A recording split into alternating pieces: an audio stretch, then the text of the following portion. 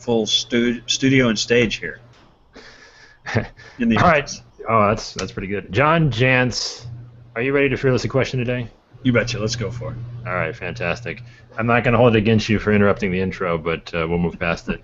Normally, I let the guest kind of tell their story first. I'm going to do it a little bit differently. I'm going to tell my story with you, my kind of relationship with you, and just kind of give a quick little story real quick because I want people to understand. It's kind of important. So for you, me talking, big deal for me. Not for you, probably not. You're going to go have lunch after this, and you'll be fine, and you probably won't remember it tomorrow. But I had the pleasure of watching you speak back at HubSpot's Inbound 13 last year, and actually got to meet you afterwards. I don't know if you remember this, but you were talking with some other fellow. I might have rescued you from that conversation. By the judging of your body language, I don't know, but I was just kind of sitting there with my mouth open, awkwardly staring at you, and you're thinking, well, let's get this over with. I don't know. I want to have this conversation with this kid before people actually disappear. I want this to happen with witnesses around. But that was kind of my experience, like meeting you, and it was I don't remember the exact words that we had, but it was a fun time. You obviously weren't creeped out enough to not talk to me today, so I appreciate that, John. How you doing today? I am doing awesome. You paint such a bleak picture of how these events go. As the way I remember it is that I was graciously greeting those who had been in the audience afterwards, and I saw you, and I said, "This guy looks brilliant. I want to talk to him." So I have obviously a different memory of it. I'm not going to argue with your recollection of the story. It sounds better. So I'll go with that. But I do want to make another observation in my limited experience with you, because I also watched you from afar at Social Media Marketing World. I didn't really talk to you then, but I was there as well. I kind of feel like you could be like that football coach that you meet before you actually get on the field. Like, he seems like a nice, kind of easygoing guy, but once you get on the field, it's like a completely different guy. Like, I don't want to see John Jantsch on the football field. Is that true? I don't know. I think I'm just. I think most people just think I'm as close to a teddy bear as there is. So I'm not sure. I'm not sure I'm getting that. No, okay. I feel like if we were just like in like a marketing war room, like there'd just be like a whole nother like intense like give me like 6 more laps, John Jantsch. No, I will tell you if the only time I suppose that John Jantsch that you're describing comes out is when people start talking about synergies and other buzzwords that drive me crazy, and are not talking about something that's very practical and applicable, and just kind of talking about the hype of the day. I had a lot of fun when people were really getting their the social media experts were really getting their chops wet with all the new stuff that was coming out, and I really did have trouble stomaching some of that. But in fact, I spent a great deal of time just trying to help people not understand everything there is to understand about Twitter, but just understand the one practical thing that might make sense to actually use that tool to benefit their customers. And so that. That's probably the only time that I get impatient is when people are talking about fluff and no substance. All right, so I'm going to cross off all my buzzwords that I had here, so we don't have any incidents. So as long as I got that taken care of, we should be good to go. But now I'll let you kind of take center stage. We'll warm this up a little bit, and go ahead and give me your story. We are fearlessly questioning inspiring influence. I don't know if you have any idea what that means, but we're going to get into it. But I want you to give me your take, your story, as what you kind of think you have done inspiring influence over your career. Well, I think probably the biggest thing that I've done. I mean, I can give you all the gory details. Got out of college, went to work for an ad agency. About 5 years into that, realized I was too impatient for the world of working for others. Had to do my own thing, and really without a plan, jumped in and started doing what I thought was marketing consulting, and found that I really enjoyed working with small businesses, and that's probably where once I kind of realized that there's something really equally parts gratifying and terrifying when you're actually doing the work for the same person that's going to write the check, and that experience I think really led me to say, okay, how can I do this in a way that is not frustrating, that is profitable, because it's actually a challenge working with small businesses, at least in the traditional kind of marketing way.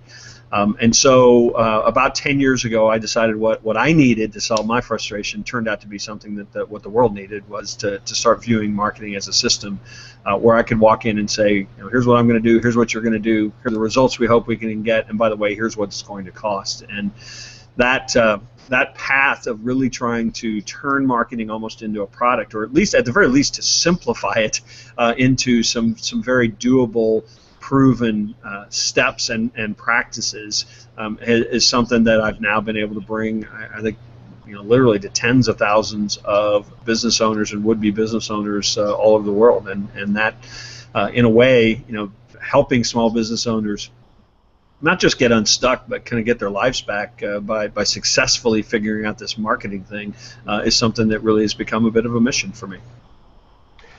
I think that's probably like the most difficult thing for anybody that isn't in marketing. Like, it's just understanding the different pieces and, like you said, systematizing. I don't even know that it's. I mean, not to discredit any of the work you're doing. I don't know that it's even there today. I don't know that people have even gotten that far yet with the different pieces and parts. But not to put any more pressure on this conversation than you're already putting on yourself, but Amelia says that she's got 3 HOAs going right now, and she hopes that she's picked the right one. So let's not let her down. I'm not making any promises. We're going to do it. There'll be vegan muffins for everyone at the end of this. Oh, see, John's already throwing out crazy stuff that I wasn't prepared for. But let's go back. I want to talk about kind of that story of, kind of my interaction with you, and I'm sure your interaction with a lot of people. And really, this is kind of at the core. Like, you just released a book not too long ago, Duct Tape Selling. Right. And there's a lot of big ideas in there, but they're presented in a very practical way. And when we have this influence, when we kind of have these, this power over people in a way, it oftentimes creates lopsided relationships. So, like, me coming up to you as like with my Teen Beat marketing magazine for you to sign up, it's like, how do we balance these out? How do you, the person that bought Duct Tape Selling and is saying, man, this is awesome, but now I got to go tell this to my boss, and how do I get him to care at all about what I'm doing? How do we even out those relationships? Well, yeah, I mean, I think you're starting to touch on that whole author thing, is so overblown. I mean, my dad actually likes me better than his than my siblings, because I'm the only one that's written a book, and I just think that there's a little bit of a cultural kind of wackiness, to that. Really all it meant was that I was crazy enough to commit 120,000 words, to a word processor and have somebody edit it down to about 78,000, and that's really the only difference. But I think the real key is that, if I've done anything, in my career that sort of has influenced people, some of it has to be that I just show up every day for a long time and say a lot of the same things. And I think that creates influence and authority as really as much as anything. And I think that in terms of taking that, like you said, to the boss, I think that I believe that somebody like yourself, has the conviction to say, look, this person's proven it, they've done it, they've practiced, they actually do this in their own business, this is something that we should be doing. Now, one of the ways to break down resistance a lot of times is to just start doing it too. I think one of the easiest ways to convince somebody that something's going to work is to actually make it work before they even know that what it is that you're doing. And I know that in this particular book, Duct Tape Selling, the primary audience are salespeople, and I'm telling a lot of salespeople to do things that are not on their job description, like write and speak and curate content and participate in social media in ways that doesn't have anything to do maybe ostensibly with selling their product.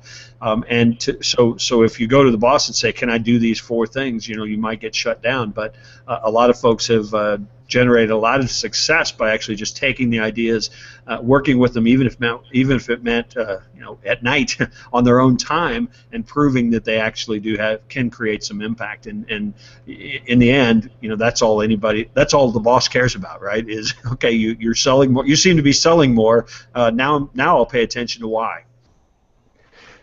I mean, have you seen that actually work? Because it sounds like a perfect scenario. Have you? I guess I don't know enough cool people. Yeah. Well, I don't work with some of the folks that are doing it on a day-to-day basis, but I can tell you, I speak in front of audiences of salespeople, quite frequently, and story after story, they've come up and told me, I've been trying to get our company to do this, nobody will. I've been doing it myself, and it works. And I think that I mean, I've got dozens of salespeople over the last few months that have come up and said that very thing, that they're still being measured on how many cold calls they make, and they realize that's abuse to both parties, and they want none of it. And yeah, that's an interesting point, because I mean, that's kind of what I've done. Just in when I'm not doing this show, I work for my family's insurance agency, and it feels like sometimes that every podcast I listen to, it's just another thing. Like, okay, boy, how am I going to make them understand that? And that's I mean, I cry myself to work sometimes. We're listening to podcasts, thinking, okay, how am I going to communicate this message? And it seems like you touched upon in your rant before the show, continuing that education, and sometimes that education leads to just more frustration. Yeah. You have like a little pep talk for anybody? You don't have to be frustrated. I think that I'm not going to suggest, Joey, that you go work for a different organization, but there are definitely a lot of people out there that no matter what they do, they're not going to be happy doing what they're doing, or in the environment they're doing it. And that doesn't mean you jump ship and decide what you're just going to go figure it out some other way. But I think I talked about in the rant, a lot of folks start building this asset, start doing this blogging, start creating podcasts like you have, start creating ebooks, and they realize over time those become an asset, and they start leading to other opportunities to not only grow, but maybe to change careers. And I'm a little bit of a drama queen on the show, so I don't actually hate where I work. I just like to play it up for the audience. So I don't want you to feel bad for me after we're done talking. But no, I think what we're going to do right now, and this is, I didn't get a chance. We had a little technical difficulty getting into the show to start. But what I want to do now is I have every guest, and you have no prep on this at all, so I apologize for that. But every guest gets to ask the audience a question, a fearless question. Something that you have maybe been a little hesitant to kind of ask because you're not sure how it's going to be received, or just something that you've always wanted to know but haven't necessarily had the platform to ask it. What is that question to ask today? Well, I don't know if this is going to qualify as always wanted to know, but I've been producing content before we used the terms content marketing and inbound marketing. I was producing content on a steady stream, and so I've been doing it for about 15 years now. And I sometimes wonder. I mean, certainly I get lots of great feedback. Oh, this is great. I'm glad you do this. Lots of people download my ebooks. But is there? Here's my question: is there a perfect format, length, type of content that you find is the most useful in helping you learn, grow, move, stay productive? That is quite the Pandora's box that you've opened up there. We'll see if anybody has any answers for you. I'm sure you could get 18 different answers from. We'll get 18 different 13 answers. Different people. Yes. So we'll let some answers trickle in. If anybody wants to give John an answer, help him out. I don't know if he'll run with it with this next blog post length or anything like that, but it'd be interesting to see. But kind of coming back to this whole influence and inspiration thing, and again, helping people understand how to move these ideas forward in whatever capacity that they want. I just listened to, speaking of podcasts and continuing the education, I listened to Brian Clark's latest New Waymaker podcast that was released yesterday, and he talked about, can't remember the guy's name that they had on it, but he kept talking about the idea of creating desire for somebody, and how that is really, I thought before, when I created the show, I said, I thought inspiration was at the core of it, which led to influence, but maybe it's desire that starts the whole thing. How do we create that desire? And I guess it really maybe boils down to making more emotional connections for people. Yeah, I think from a pure marketing standpoint, the only way you really create that desire is you understand it first, and so really deeply understanding not only who your customer is, but what they want, what they don't have, what they value, and I think being willing to then also narrow your focus on and I've used the term ideal client, for years. And that does take some guts, because part of the challenge is that not everybody's desire, or how to create that desire you're talking about, is the same for everyone. I mean, it is something that you have to personalize, that you have to understand, almost as though you're talking to one person with every piece of communication. And that, I think that we all want to write the one email that we get to send to 600 or 700,000 people at one time, and have that create desire in each of those. But I think we have to commit to having fewer relationships, but making them more meaningful and deeper. And I think and this has been an actually reoccurring theme throughout the show that I didn't really necessarily plan on, but it's understanding that person that you're targeting, and kind of empathy, I guess, if you will, of that person. And all the businesses that you work with and all the people that you talk with, I mean, how do you help somebody understand that? Well, we actually do a lot of interviews. I mean, with actual clients, or clients of clients. I think that's step number one. I mean, if you're not actually asking your clients some of these questions, if you're not understanding the stories, if you're not thinking, one of the things that an exercise we put people through is at that very, a lot of times when a client wants to write, okay, you need to understand their behavior, so now I'm going to write some content that's going to appeal to them. Well, they immediately start answering the questions that client is asking at the moment they're getting ready to buy, right? So let's say you own a guitar shop. Since I'm looking at your guitar up there, I can't get it off my brain. Instead of just writing content about how to play the guitar, you've got to start in that customer's journey at a point where they're thinking, gosh, I might think about music, or gosh, I'd like to meet more girls, or gosh, all the reasons people start thinking about, why they might actually start playing the guitar, and those are the questions that they're asking themselves early on in the journey, and those are that's the type of information you need to be providing that ultimately leads them to your guitar shop, or to the idea to purchase a guitar. Does that make sense?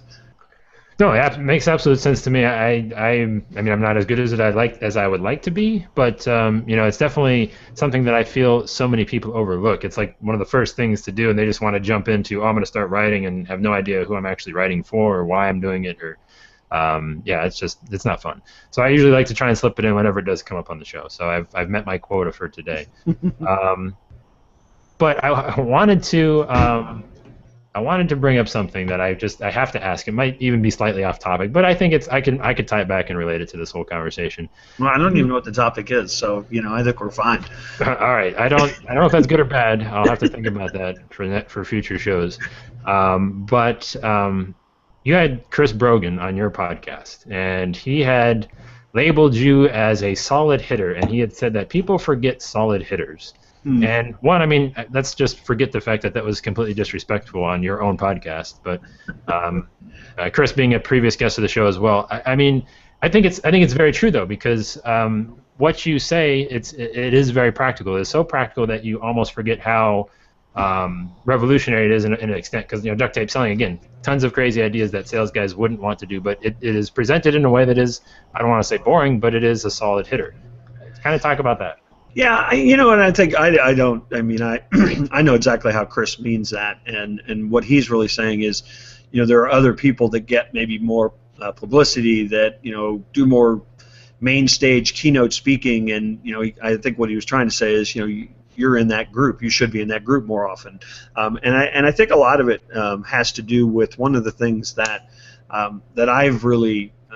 You're absolutely right. Practical sometimes is boring. It's not flashy. It's not the new, hot thing. I spent a lot of time when social media was really getting hot. Instead of singing the praises of it, I was basically saying, get over it. It's just another marketing tool. We need to use it. Here's how we need to slot it in. It's not, it's not the next coming of some, change in marketing per se. The fundamentals are the same. We just need to apply, these new tools and the new ways people want to buy.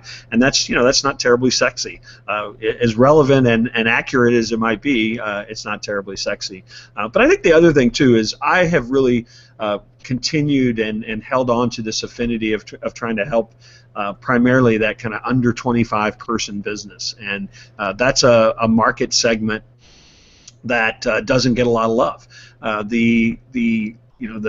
Obviously the large organizations, the enterprise organizations certainly do, and the startups that are that have raised $5 million on a wacky idea but aren't making any money get a lot of love, but nobody's really serving that kind of meat and potatoes job creation engine in really the world that is maybe they're hired 2 new employees this year, but when you take that times millions and millions, that to me is an important segment or sector of business world, and it's the one that I really choose to serve. But it's not the one that gets all the pub.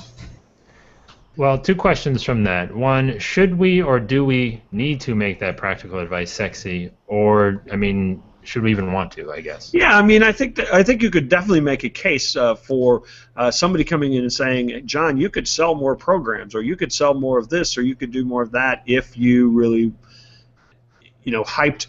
There, some of the people that are on the fringes of what I do that are ostensibly helping small business marketers are by selling their courses on how to do Facebook and how to get more traffic and how to be seen as an expert. Those folks are making a lot more money than I am, I suspect anyway, selling those courses in ways that certainly make them sound more appealing. So there's no question you could make a case for saying, people like me that have really stayed very true to who I am, what I believe, and what my values are.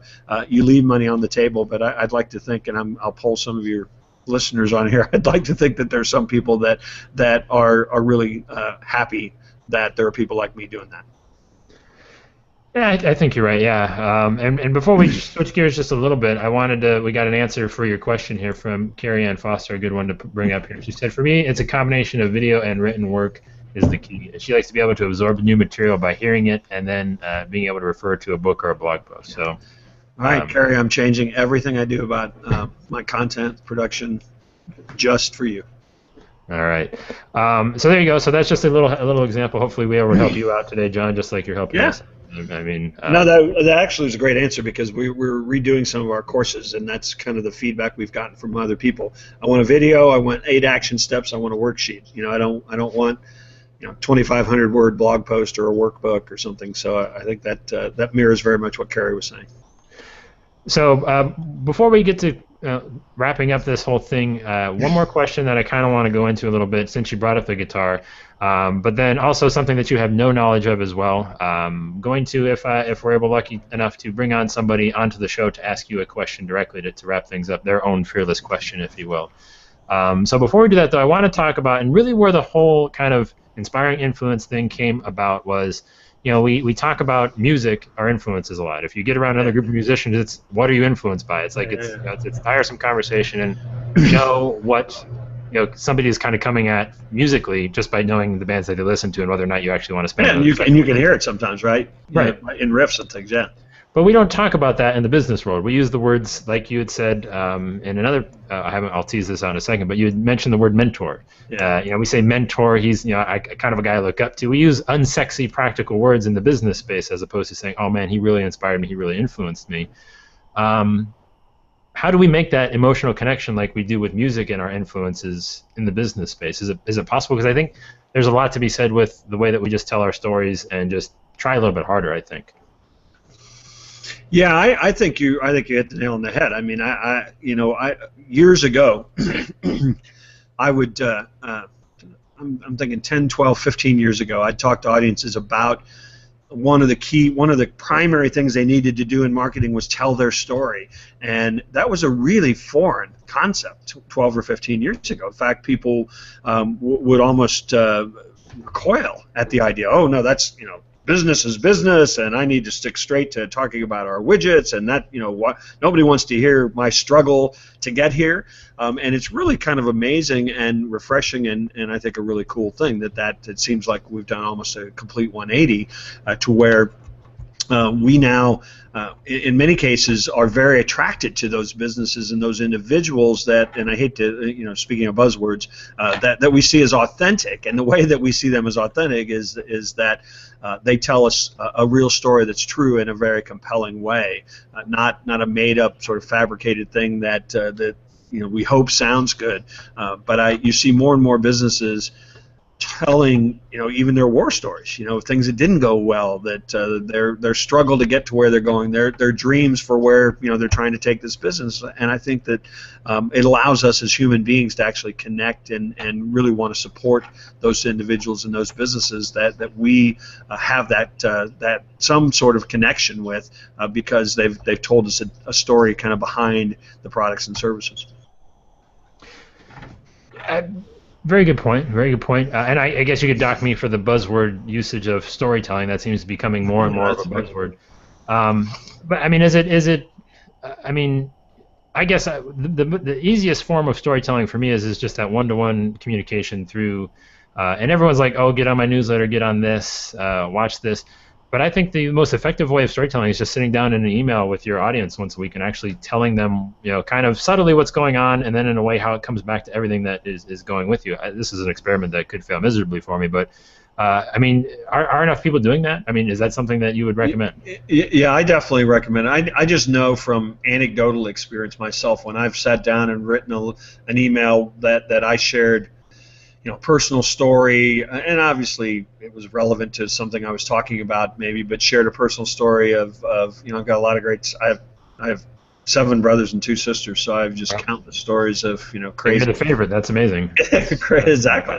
That makes it even more. That's a pretty good ratio. I mean, wow. Yes. And I get tons of feedback from those. I'll tell you another thing that I do, and this is I don't want to say this is a dirty little secret, but this might disappoint some people. So when people subscribe to my newsletter, and I've been doing this for years, we have programmed through the magic of marketing automation. I've written an email, an all-text email response that just welcomes them, says, "Hey, I saw you subscribe the other day. I'm really glad you did. If there's anything I can do, and in fact, I'd love to hear what your greatest marketing challenge." So it's a very personal email from me, and that's one of the, we also have other autoresponder emails. We get about 4 or 5 responses to that email a week of people writing and saying, "Oh, this is so great that you wrote to me. What a warm welcome," and I think it's a really, I do think you can use some of these tools, and I typically respond back to most of those personally, but I think it's a really great example of just how that much more casual, "Hey, what's going on?" type of tone is, I think, very welcome, because we're just we've become almost numb to the stylized, HTML, product, catalog type of emails that we get. That's a good. I'm glad you used the A word, automation. And there's again, I would say a growing trend of people who are doing that. And how do you prevent that message, that automated message, from sounding more automated as we have the tools? I mean, are there any tricks to saying, okay, yeah, he sends this out to everybody. Is he really going to respond to me? Am I going to take the time to kind of pour my heart out to John, and is he going to care? Yeah, I think the key is you have to respond. And if you're going to ask somebody in an email, "Tell me your greatest marketing challenge," and then you just delete those emails, you're probably doing yourself more harm than good. So you have to be prepared to actually respond to those when you get them. But I think people subscribe to newsletters all the time. They download ebooks all the time, and I think that not only do you have to have great content, but I think you have to have great communication, and you have to have great follow-up if you're actually going to stand out and be that newsletter that they hope they're actually looking forward to getting. And I think that's that level of personalization automation is a tremendous tool to make things more convenient for both you and your readers, your customers, but you've got to, I think, work hard to inject real human contact into that as well. Last question before we get to our final fearless question. That is, how do you know when you've become that thing someone looks forward to? I think the cool thing is that a percentage of them will tell you. that. And so if you're not getting responses to things that you're doing, if you're not having people write to you and say, gosh, or commenting on your blog, or writing to you and say, gosh, I really thought that point you made was not only relevant but really helpful. If people aren't telling you that you're useful in their life, or something you're doing is useful, then you've probably got some work to do. All right. Well, I was trying to get Carrie Ann Foster on the show here. I don't know if she got a little camera shy, but she submitted a question earlier. I'm going to use it now for you. I think it's a perfect way to wrap up this whole conversation. But she asked, is there one person who has been a major influence on the career path you have chosen, and do you think you have learned all that you can from that person? Well, I'm going to just ramble for a while. The person from a marketing idea standpoint that influenced me the most is somebody that a lot of people would claim, particularly people my age, I think, is Peter Drucker, a management consultant who wrote numerous books. They're kind of funny to go back and read now because they're very male-centric, so some of the language is become extremely dated. But The Practice of Management, for example, is probably the best marketing book I think ever written, and it's because it really talks about this idea of marketing as a system. Now, in terms of, I mean, I never met Peter Drucker. He's passed. But still had a lot of influence on me. But the person that probably directed my career path the most is Michael Gerber. He wrote a book called The EMyth, Revisited, and again, really beat that drum of the idea of system, and it was really the inspiration for me creating a system and creating this thing called duct tape marketing, and me documenting it, and me really staying true to that idea that marketing is a system. And I've spent the last 15 years of my life refining that single idea. Michael wrote the foreword for my first book, Duct Tape Marketing, and we've actually shared a couple stages over the last few years as well. So he certainly had an influence on me. And I'm going to answer her last part. Have I gotten as much? That's a really interesting. That's a really interesting take. Michael has he's kind of changed his path a little bit, and he's serving people with different needs now. That's the way I would probably say that, and I've kind of lost touch with him because our paths are not nearly as aligned based on kind of his current thinking and almost preaching.